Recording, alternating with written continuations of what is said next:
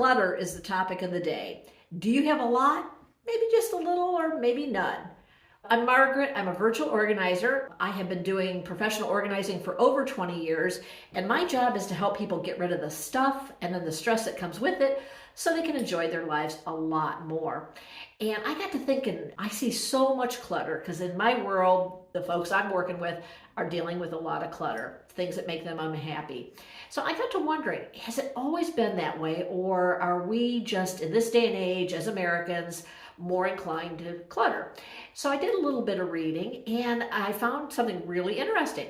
Back in the Victorian era, they had something they called purging parties. And the idea was that you brought stuff you weren't using any longer in your home, and so did all the other guests, and there was a big swap. Or you could just take stuff.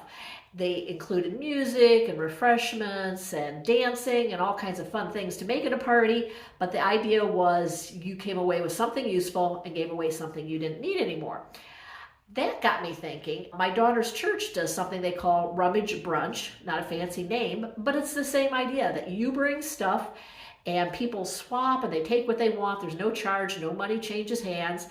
Anything that's left over goes to the thrift store. Win, win, win for everybody. So I am just plugging this thing. I think it's a great, great idea. But I also got to thinking, why is it that we have so much stuff that we need to be doing these swap parties? And there's a lot of reasons, but to be honest, our economic prosperity as a country over the decades, over the centuries, has really added to the clutter. What do I mean? Well, one of the things is people are living a lot longer, and the longer we live, the more time we have to acquire things. And we do. So then what happens is now I have acquired a lot of things and I pass them on to my kids and the spouse of my kids.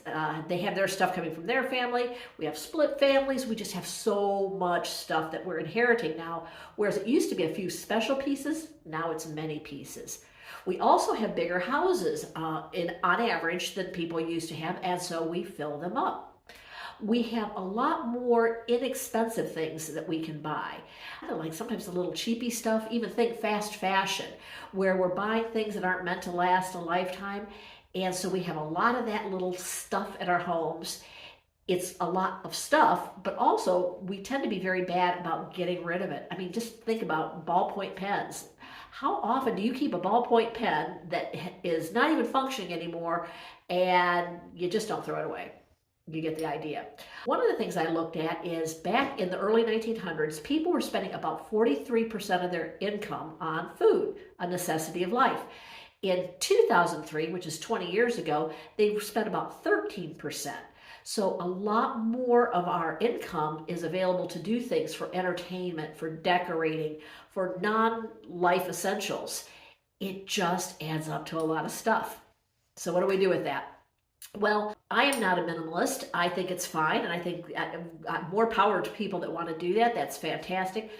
But even if you're not a minimalist, I think we need to be more mindful, more purposeful about what we're spending our money on, what we're bringing into our homes, and what we're allowing to stay there.